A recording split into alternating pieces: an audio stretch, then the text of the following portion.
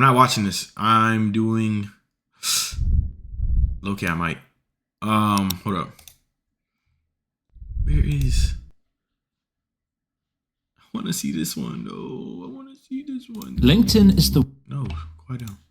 Working in fast food was something else, man. You think working at a place where all you do is take orders and flip burgers would be boring, but some of the most interesting things happen around here. What's worse? Fast food restaurant or a call center?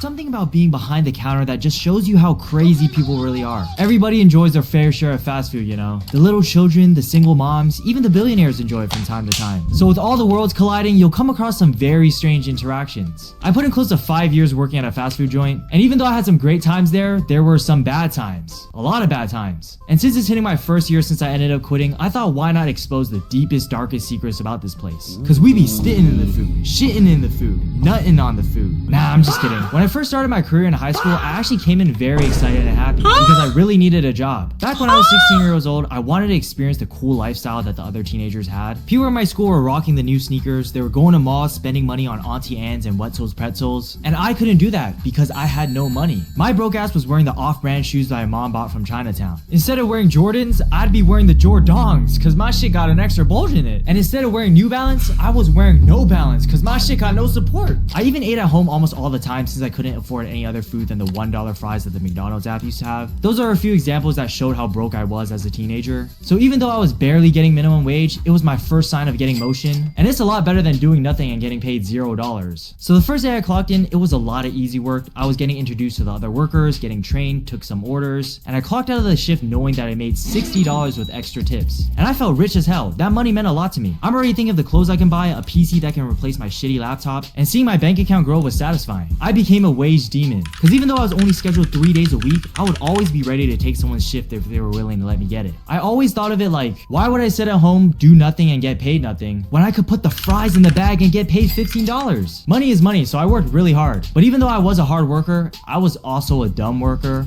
There was one time we got a DoorDash order from a customer named like Dortha Chic or something like that, and in my head I was reading it and thinking, haha, that name kind of sounds like Shrek. So I decided to scribble their name out of the receipt and rewrite their last name to be Shrek. I thought nothing of it. The DoorDasher came by and picked up the order. And about 30 minutes later, when I was cleaning the toilets, the phone rings and my boss answers.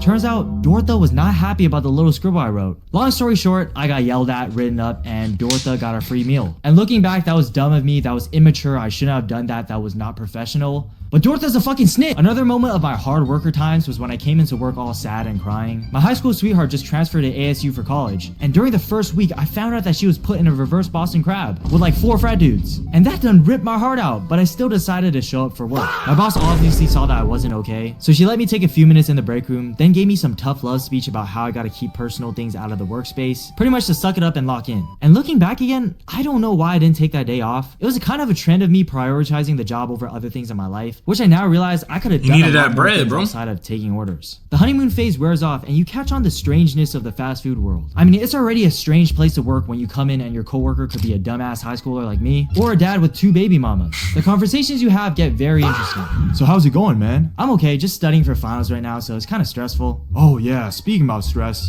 I just found out I got a 3rd baby that I didn't even know about. Ain't that crazy? And I'm over here thinking like, yo, we both work at this McDonald's type of job, man. I'm cool with my wage because I don't got expenses like that, but how are you living off your McDonald's wage while supporting 3 children? I don't know how they do it, but they do. Like some of the workers at my place are there from morning to closing every single day. They practically live there. When I get scheduled for random days throughout the week, I would still see them. It's a very tough life they got, but respect to them for doing the full morning. Yo, gang, let's pause the video. Why are you not subbed up? Like 90% of you guys, let's sub up, let's follow me on Twitch, and we can have a good video.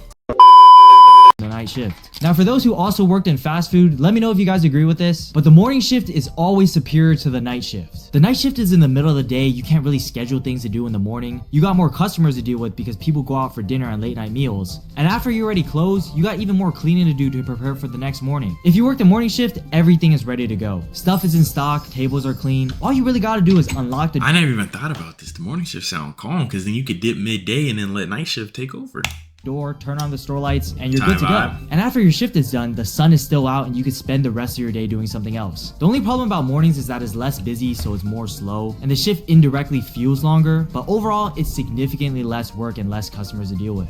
But speaking about customers, let's talk about them, because a fast food spot wouldn't be fast food without them. First of all, shout outs to the customers who are nice and friendly. I appreciate you and your kindness, but for the rest of y'all, it feels like some of y'all's brains fell out of your head. People can be regular functioning human beings, doing their taxes, driving, graduating from Yale, but the moment they stand in front of a cash register to place an order, they just start losing brain cells. I came into this customer fast food service work being optimistic and ready to help people, to realizing some people can't be helped. Sometimes a conversation would go like this. Excuse me, what's on the chicken plate? It's grilled chicken thighs served with rice. Oh, okay. But what's on the beef plate? It's beef served with rice. Oh, okay. So, what's on the chicken and beef plate?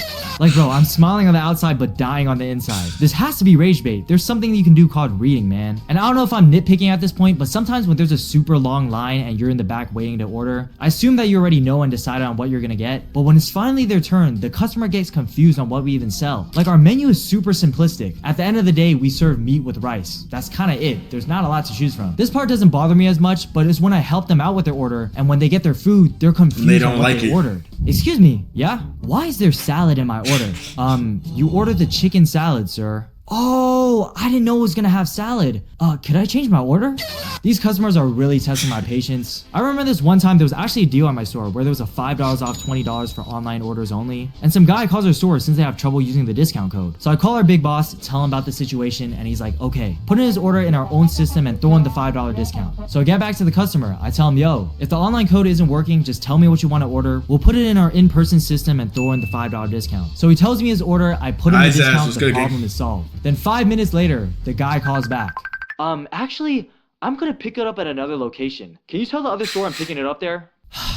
Okay, so this guy made me do twice the amount of work. Our stores do not have telekinesis. First of all, now I gotta cancel his order in our own location. Then next, I gotta call the other store, tell him about the whole online discount doesn't work situation. Then tell the other store what he wants to order with his specific adjustments to give him a $5 discount. And even though it was annoying, what can I say? I'm a helpful ass dude. I contacted the other store, told them the situation, problem solved. I ended my shift happy that I helped someone out. But then he calls back again, and my coworker answers. And the guy starts yelling at my coworker. There was probably some miscommunication going back and forth with my boss, the customer, the other store, but I gave up. I did the best I could do, and some customers just can't be helped. Mind you, there was no thank you that came out of his mouth during the whole time I was helping him out. I don't blame the customer for why the $5 discount wasn't working online, but why do you gotta make it so hard for us workers, man? He could have just went to our store and the problem would have been solved, because I would have been there to help him out. That's all I gotta say. I don't know how it is with the customers nowadays, but I feel like it's gotten worse since I left. I see the recent trends going on with messing with the fast food workers, saying ninja after every sentence.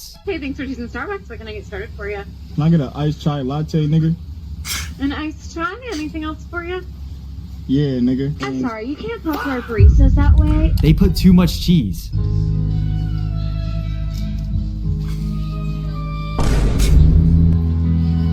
The internet is so But cooked. this is just a little too much. I don't do good with dairy. This is just like way too much.